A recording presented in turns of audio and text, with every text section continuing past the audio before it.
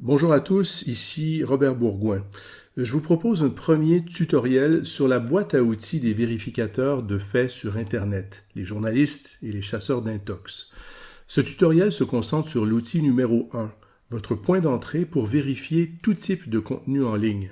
Il s'agit du navigateur. Quel navigateur devriez-vous privilégier?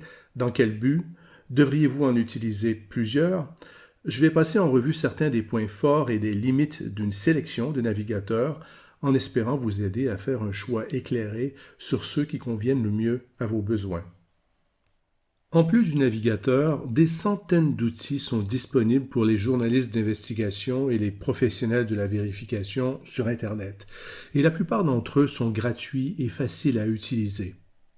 Un très bon point de départ pour ces outils est ce document Google Sheet accessible à cette adresse. Il est produit par Bellingcat, ce collectif d'investigation qui réunit des chercheurs, des enquêteurs et des journalistes citoyens célèbres pour leur travail d'enquête en source ouverte, c'est-à-dire avec des outils gratuits et toutes les données et les informations en libre accès sur Internet. Comme vous le voyez ici, il suffit de cliquer sur les onglets en bas du document pour accéder aux descriptions et aux liens vers les outils les plus utiles pour vérifier tout type de contenu, comme les images, les publications sur les réseaux sociaux, les personnes, les sites web, et ainsi de suite. Mais avant d'aller plus loin, je veux vous montrer l'outil de vérification des faits le plus puissant.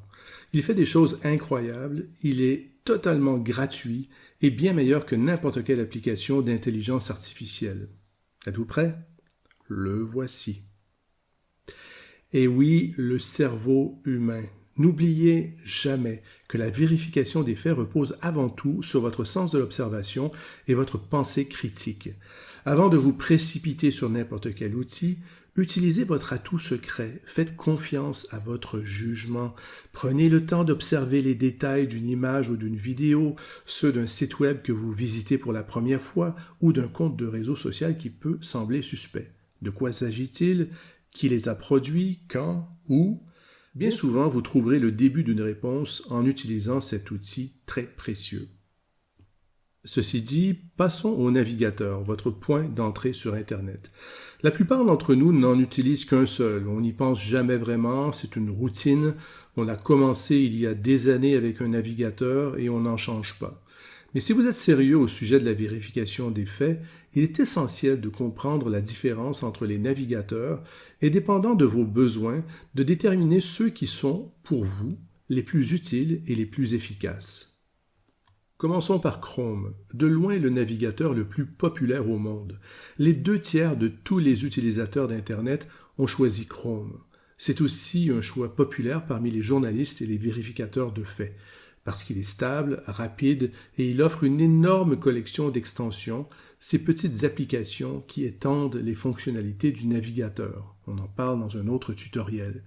Puisque Chrome est produit par Google, il est entièrement intégré à l'écosystème Google, comme la traduction automatique des pages web avec Google Traduction, la recherche d'images inversées avec Google Lens, Google Drive, et ainsi de suite. Le revers de la médaille, c'est la confidentialité. C'est un logiciel propriétaire. On ne peut pas aller voir ce qui se cache sous le capot. On ne sait pas comment Google, une entreprise privée, gère nos données. C'est la même chose pour Edge, le navigateur de Microsoft. Comme Chrome avec les services Google, Edge intègre les fonctionnalités de Microsoft et de Windows, ce qui peut être un véritable atout pour la productivité si vous êtes un adepte de Microsoft. Il n'y a pas de doute que Edge est un excellent navigateur, rapide et efficace, avec beaucoup de fonctionnalités axées sur la sécurité. Par contre, il est lui aussi développé par une entreprise privée, ce qui peut soulever quelques inquiétudes par rapport à la collecte de nos données et à la confidentialité. Il faut dire aussi que Edge offre un choix d'extension moins large que Chrome. Quand vous travaillez sur un sujet un peu sensible, vous pouvez envisager de passer à un navigateur plus sécurisé, comme Firefox. Firefox est développé par la fondation Mozilla. C'est un logiciel open source, ce qui veut dire que son code est transparent et peut être scruté de près par toute une communauté de développeurs. Donc, Mozilla ne cache pas comment elle collecte les données des utilisateurs de Firefox. En résumé, des fonctionnalités de confidentialité intéressantes, une grande bibliothèque d'extensions et des mises à jour régulières. Par contre, Firefox peut être un peu plus lent que Chrome et dans certains cas, des sites web peuvent ne pas aussi bien fonctionner avec lui qu'avec Chrome. Le navigateur Brave est très bon pour la confidentialité et bloque par défaut les publicités et les trackers, ces cookies tiers qui nous suivent à la trace, ce qui est un véritable atout pour une navigation plus sécurisée.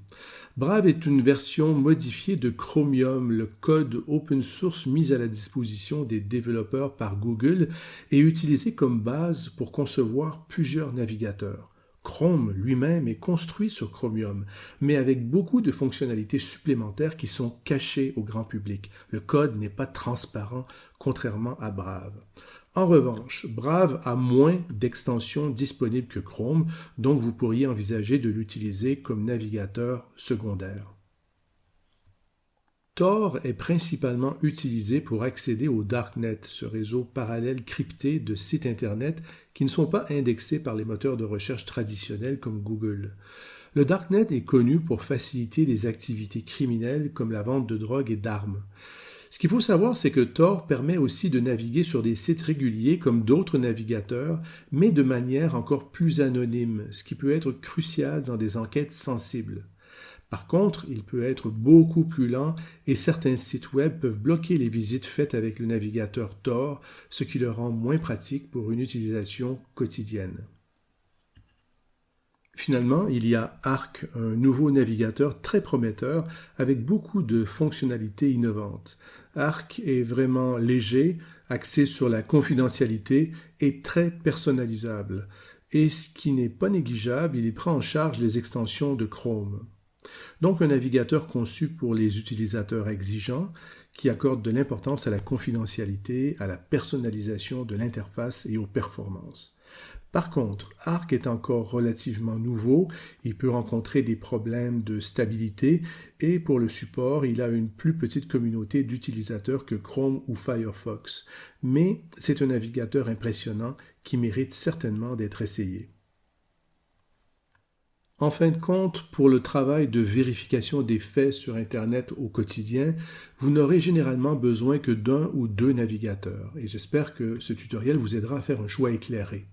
Personnellement, j'ai longtemps utilisé Firefox comme principal navigateur, mais pour les enquêtes et le travail de vérification des faits, j'utilise désormais principalement Chrome et pour deux raisons.